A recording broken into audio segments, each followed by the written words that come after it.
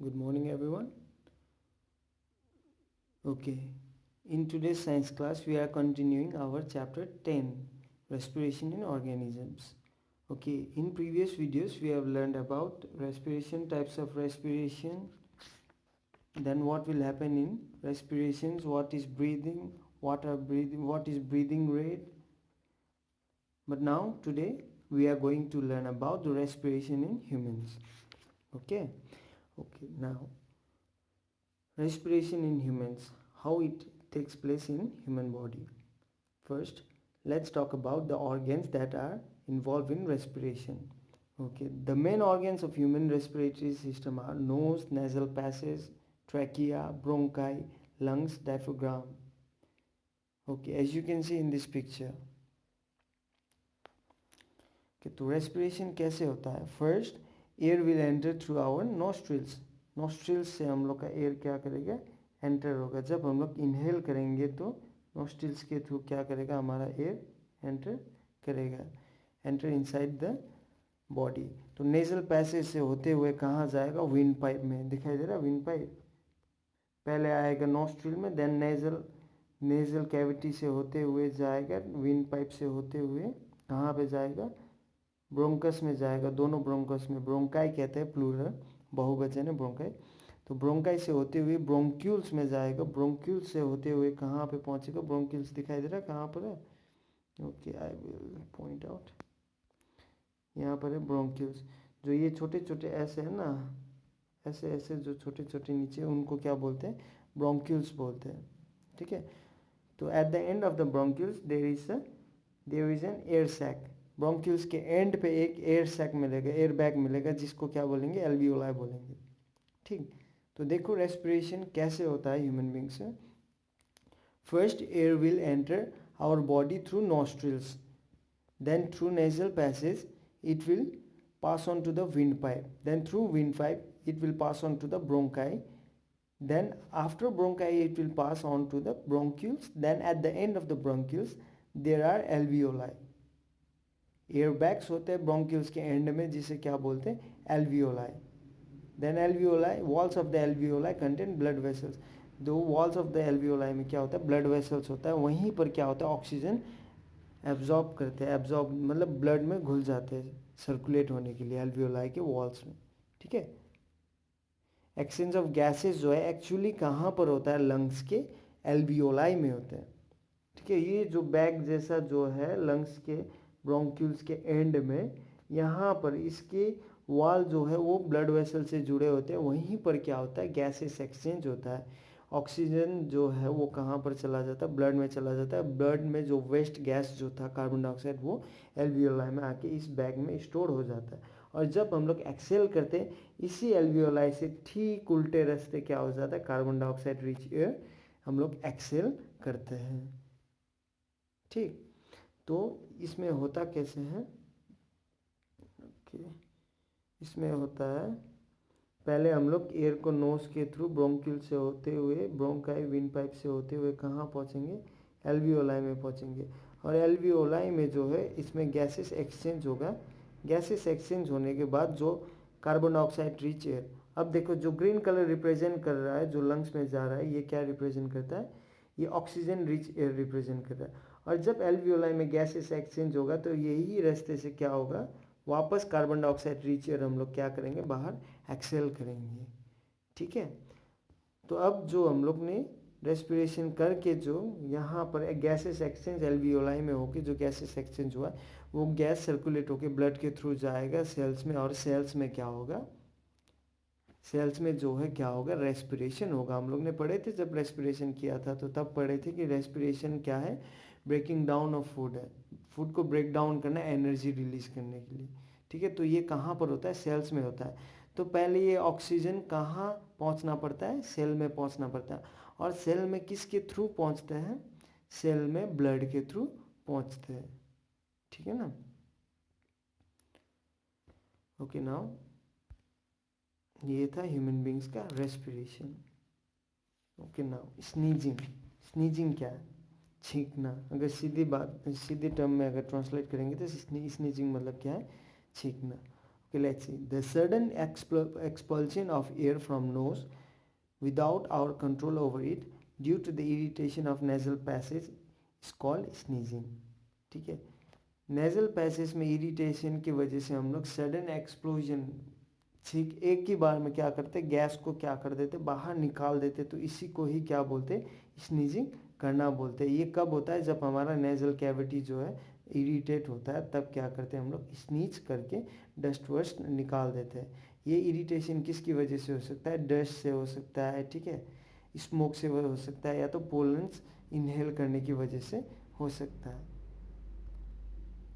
Then yawning, yawning का मतलब क्या है, अंगड़ाइया लेना। तो अंगड़ाइया कैसे लेते हैं, ऐसे वहाँ पिक्चर में दिखाई दे रहा है ना, यॉर्निंग करना।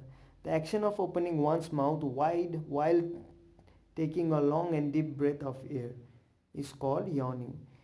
एक लंबा बड़ा सा मुंह खोल के क्या करना, लंबा सा सांस लेना, जिस पे हम लोग का कंट्रोल नहीं रहता है, इसे ही क्या कहते हैं, यॉर्निंग करते हैं। ज़्यादातर ये कब आता है हम लोग को, जब आलसी लगता है, जब नींद वींद आने लगता है, तब क्या करते हैं हम लोग, यॉर्निंग करते हैं। ओके सॉरी, हिंदी में इसे जम्बाई और क्या कहते हैं, उबासी कहते हैं, अंगड़ाई नहीं, सॉरी।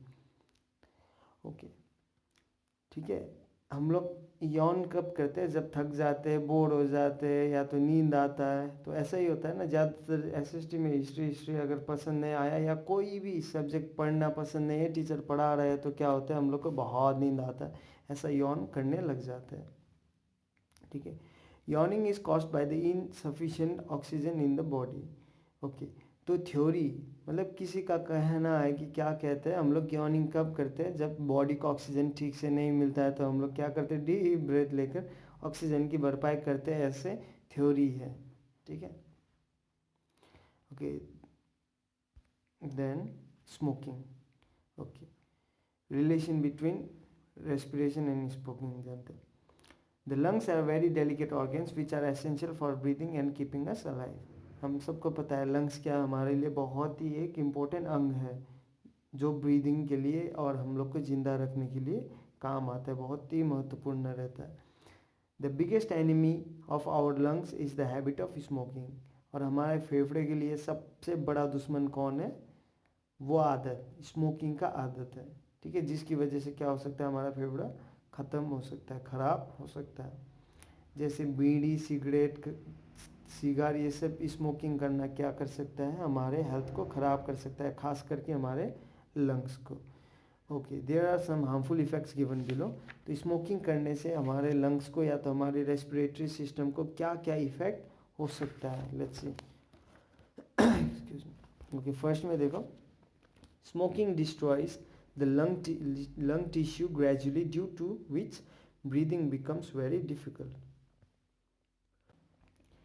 स्मोकिंग करने से क्या होता है, हमारा लंग्स का टिश्यू खराब हो जाता है, धीरे धीरे करके क्या होता है, डैमेज होता है, जिसकी वजह से बाद में हम लोग को सांस लेने में तकलीफ़ें होता है। Then smoking causes lung cancer. Smoking की वजह से क्या हो सकता है, लंग कैंसर होता है। जैसे as you can see in the picture में दिखाई दे रहा है, नॉर्मल लंग्स कैसे दिखाई देता है, और स्मोकर का जो लंग कैंसर लगा हुआ है वो लंग्स कैसा दिखता है। फिर थर्ड कॉज इज क्या है, harmful effect. Smoking causes heart disease. Smoking क्या कर सकता है, हमारे दिल की बीमारी भी बना सकता है। देन लास्ट में फोर्थ वन सॉरी यहाँ पर आया नहीं, तो फोर्थ में क्या है, smoking also damages the health of non smokers who inhale the air containing tobacco smoke. Okay, सिर्फ धूम्रपान पीने वाला को ही नहीं, अगल बगल में जो नहीं पीता है वहाँ पर खड़ा रहता है, लेकिन फिर भी जो पीता है उसका धुआं तो कहाँ उड़ के जाता है, थोड़ा बहुत ही सही, कहाँ जाता है, एयर में जाता है। और जो नहीं पीता है वो भी वही एयर को क्या करते हैं, इनहेल करते हैं, जिसकी वजह से उसका भी हेल्थ में क्या हो सकता है, इम्पैक्ट पड़ सकता है। ठीक है, okay now breathing and respiration in other animals. Human beings को छोड़ के अदर ऑर्गेनिजम्स कैसे ब्रीथ करते हैं। ऑर्गेनिज्म से ऑब्वियसली ब्रीदिंग तो करना ही पड़ेगा, ठीक है, रेस्पिरेशन करना पड़ेगा एनर्जी रिलीज करने के लिए। तो हम लोग ने पढ़े थे most of the organism use aerobic respiration. Aerobic respiration करते ज़्यादातर जानवर, इसका मतलब एयर से ऑक्सीजन रिच एयर को ब्रीद इन करके जीते हैं ज़्यादातर जानवर। जैसे कि अर्थवर्म हो गया, फिश हो गया, कॉकरोच हो गया, ग्रासहोपर हो गया, ठीक है। ये सब क्या करते हैं, इन सबको भी ब्रीदिंग करना पड़ता है रेस्पिरेशन करने के लिए। तो ये सब के पास लंग्स तो होता नहीं है, जैसे earthworm, fish, cockroach, grasshopper, mosquitoes, housefly, ends हो गए, इनके पास लंग्स नहीं होता है ब्रीदिंग करने के लिए, but they have some special organs that help them to breathe, ठीक है, helps in their respiratory process. Okay, let's see about earthworm. Okay, earthworm और फ्रॉग्स में जो है, ठीक है, अर्थवर्म जो है, अर्थवर्म स्किन के थ्रू क्या कर सकता है, रेस्पायर कर सकता है, ब्रीथ कर सकते हैं। देन फ्रॉग्स, फ्रॉग्स अगर लैंड में रहता है तो लंग्स यूज़ करते हैं, they will use their lungs, whereas if they are under water, अगर पानी के अंदर है तो they will use their moist skin, ठीक है, वो अपना मॉइस्ट स्किन का इस्तेमाल करके क्या करते हैं, ब्रीदिंग करते हैं। देन ग्रासहोपर, टिड्डा, ओके, टिड्डा क्या करते हैं, they breathe through their air holes called spiracles, टिड्डा जो है वो अपने एयर होल्स के थ्रू ब्रीथ करते हैं, जिन्हें क्या बोलते हैं, स्पायरेकल्स बोलते हैं। और ट्रैकिया, एयर ट्यूब्स के थ्रू, एयर होल्स और एयर ट्यूब्स की मदद से जो टिड्डा जो है वो क्या करता है, ब्रीदिंग प्रोसेस कैरी आउट करता है। Now respiration in plants, plants जो है वो कैसे रेस्पिरेशन करते हैं। We all know that exchange of gases takes place in leaf, हम लोग ने पढ़े थे कि जो गैसेस एक्सचेंज होता है प्लांट में, प्लांट कौन सा वाला गैस लेता है, they will intake carbon dioxide rich air and exhale oxygen rich air. Carbon dioxide जो है क्या करता है, वो कार्बन डाइऑक्साइड रिच एयर को लेते हैं और ऑक्सीजन रिच एयर को क्या करते हैं, देते हैं, ठीक है। नाउ प्लांट्स भी क्या करते, ओए,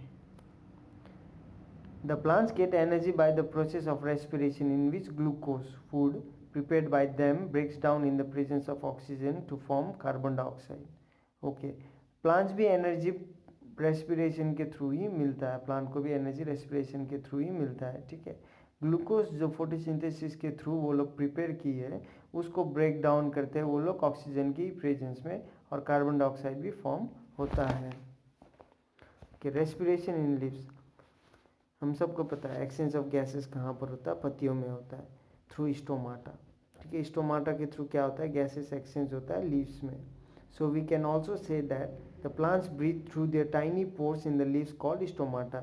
इसीलिए हम लोग क्या बोल सकते हैं, प्लांट जो है कहाँ से सांस लेते हैं, अपने लीफ के छोटे छोटे मुंह जैसे छेद में, जिसे क्या बोलते हैं, स्टोमाटा, उसके थ्रू क्या करते हैं, प्लांट्स ब्रीथ करते हैं, ठीक है।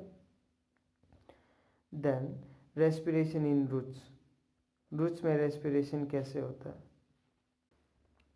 Okay, respiration in roots, the roots of a plant take up air from the spaces between the soil particles. Okay, जो रूट जो है वो गैस जो एयर जो है वो कहाँ से लेते हैं, जो सॉइल पार्टिकल्स के बीच में जो गैप्स में एयर फिल्ड रहता है, उन एयर को वो रूट हेयर के थ्रू क्या करते हैं, एक्सचेंज करते हैं।